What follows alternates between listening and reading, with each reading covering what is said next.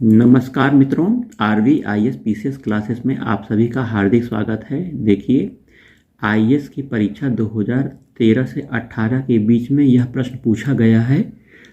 मुख्य परीक्षा का यह वीडियो है जो कि पीसीएस मुख्य परीक्षा, आईएएस परीक्षा सभी परीक्षाओं के लिए महत्वपूर्ण है। प्रश्न आपके सामने है, पश्चिमी घाट की नदियां डेल्टा नहीं बनाती हैं, क्यों? तो 100 शब्दों में इसका आंसर देना। 5 नंबर का यह प्रश्न है। तो सबसे पहले डेल्टा की परिभाषा बताते हैं। डेल्टा वह भू आकृति है जो नदियों द्वारा बहाकर लाए गए अवसादों के निक्षेपण से उसके मुहाने तथा सागर के तटवर्ती भागों में बनती है। प्रायद्वीपीय नदी तंत्र को मुख्यतः 2 भागों में बांटते हैं: अरब सागर में गिरने वाली नदियां तथा बंगाल की खाड़ी में गिरने वाली नदियां। ठीक है। जो अरब सागर में गिरने वाली नदी होती है उसमें नर्मदा, ताप्ती को छोड़कर अधिकांश नदियां पश्चिमी घाट से निकलती हैं। पश्चिमी घाट की नदियां डेल्टा नहीं बनाने का कारण, अब देखिए आंसर यहाँ पे आपका चालू हो जाएगा। क्यों डेल्टा नहीं बनाती पश्चिमी घाट की नदियां? क्योंकि पहला है, पश्चिमी घाट की नदियों की लंबाई कम है। ये अपने उद्गम स्थल से निकलकर तुरंत ही सागर में विलीन हो जाती हैं। इसके कारण ये स्थलीय भाग पर कम प्रभावित होती हैं, मतलब बहती हैं। इसलिए अवसादीकरण की क्रिया नहीं हो पाती है। दूसरा है, ये नदियां पश्चिमी घाट के पश्चिमी भाग से उच्च ढलान प्रवणता वाले क्षेत्र से प्रभावित होती हैं। इसके कारण इनके जल प्रवाह की गति बढ़ जाती है। फलस्वरूप अपने साथ लाए गए अवसादों को मुहानों पर न जमाकर गहरे सागरीय भाग में ढकेल देती हैं। ये नदियां कठोर चट्टानी संरचना वाले क्षेत्रों से प्रभावित होती हैं। अतः ये अवसादीकरण तथा घोलन की प्रक्रिया यहाँ पर नहीं कर पाती हैं, जिसके कारण जल में सीमित अवसाद रहने के कारण डेल्टा का निर्माण नहीं होता है। अरब सागर में चलने वाली समुद्री लहरें भी डेल्टा निर्माण के लिए जिम्मेदार अवसादों को जमने नहीं देती। इससे भी डेल्टा निर्माण पर नकारात्मक प्रभाव पड़ता है। वहीं अगला और लास्ट है, अरब सागर का पूर्वी किनारा अपेक्षाकृत बंगाल की खाड़ी के पश्चिमी किनारे से गहरा है। इससे भी डेल्टा निर्माण की प्रतिकूल दशाएं बनती हैं। तो यह प्रश्न हो गया आपका।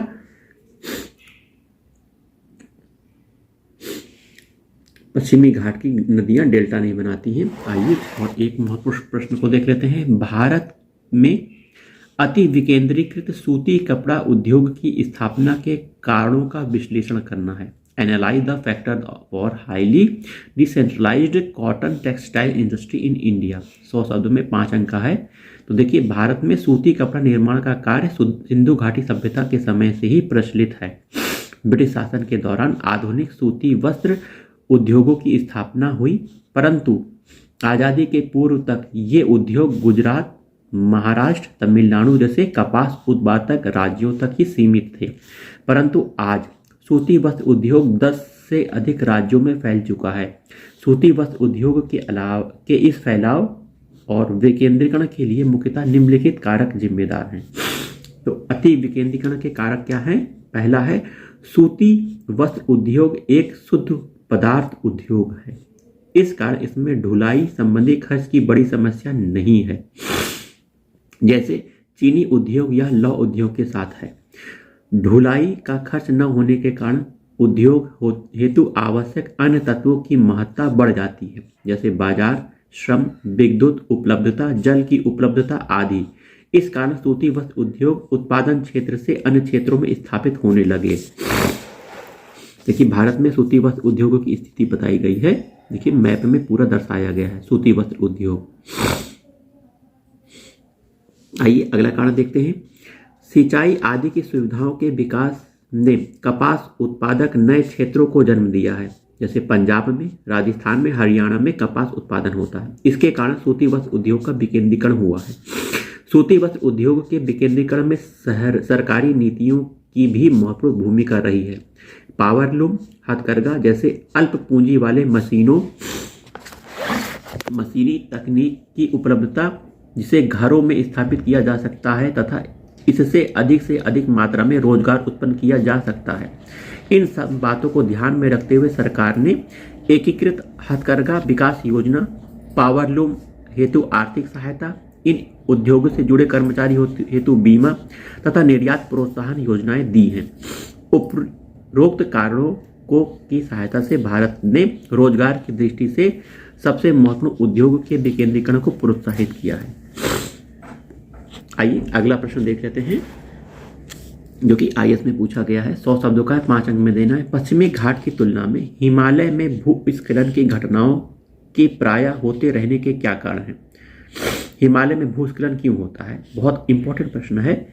भूस्खलन की परिभाषा देख लीजिए पहले। भूस्खलन एक प्राकृतिक घटना है जिसमें गुरुत्वबल, ढाल प्रवणता की अधिकता, नदी बहाव, भूकंप, बर्फबारी इत्यादि कारक बहुत अधिक मात्रा में मिट्टी, पत्थर, मलबा आदि पहाड़ी ढलानों से टूटकर नीचे की ओर गिरते हैं।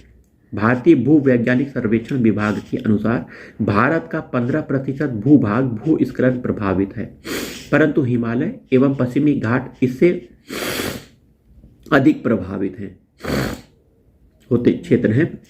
लेकिन हिमालय में पश्चिम घाट की तुलना में भूस्खलन की बारंबारता अधिक है, जिसके लिए निम्नलिखित कारण जिम्मेदार हैं। देखिए आप प्रश्न का उत्तर आपको दिया जा रहा है पॉइंट वाइज। पहला है, हिमालय एक नवीन वलित पर्वत है, जबकि पश्चिमी घाट एक प्राचीन घर्षित ब्लॉक पर्वत है, जिसके कारण दोनों की मिट्टी एवं पत्थर की बनावट संरचना में अंतर है। दूसरा, पश्चिमी घाट की ऊंचाई एवं ढाल की प्रवणता हिमालय की अपेक्षा कम है। तीसरा, हिमालय से निकलने वाली नदियां बहुत अधिक मात्रा में जल एवं अवसाद प्रवाहित करती हैं, जिससे पहाड़ी ढालों पर दबाव पड़ता है, जबकि पश्चिमी घाट की नदियों में अवसाद की कमी रहती है। अगला कारण है, पश्चिमी घाट पर्वत भूकंप के दृष्टिकोण से अपेक्षाकृत स्थिर है, जबकि हिमालय अभी भी विकास की अवस्था में होने के कारण भूकंप से अत्यधिक प्रभावित है, जो भूस्खलन का सबसे महत्वपूर्ण कारक है। अगला कारण है, हिमालय में सर्दी में हुई बर्फबारी जब गर्मी में पिघलती है तो वहां की मिट्टी को अधिक मुलायम बना देती है, जिससे वहां भूस्खलन की समस्या बढ़ जाती है। जबकि पश्चिमी घाट के पश्चिमी ढाल में तेज बारिश भूस्खलन हेतु जिम्मेदार है, परंतु बर्फबारी वहां नहीं होती है। उपरोक्त के अतिरिक्त हिमालय क्षेत्र में मानव गतिविधियों और निर्माण की कार्य पश्चिमी घाट की तुलना में अधिक हुए हैं। साथ ही इन कारकों में वैज्ञानिकता का अभाव भी है, जैसे जंगल साफ करना, बड़े बड़े बांध बनाना, बेतरतीब तरीके से मानव आवास आदि ने भूस्खलन की बारंबारता को बढ़ाया है। तो यह वीडियो आईएएस के 3 महत्वपूर्ण प्रश्नों को लेकर आए थे। चलिए मिलते हैं अगले वीडियो में।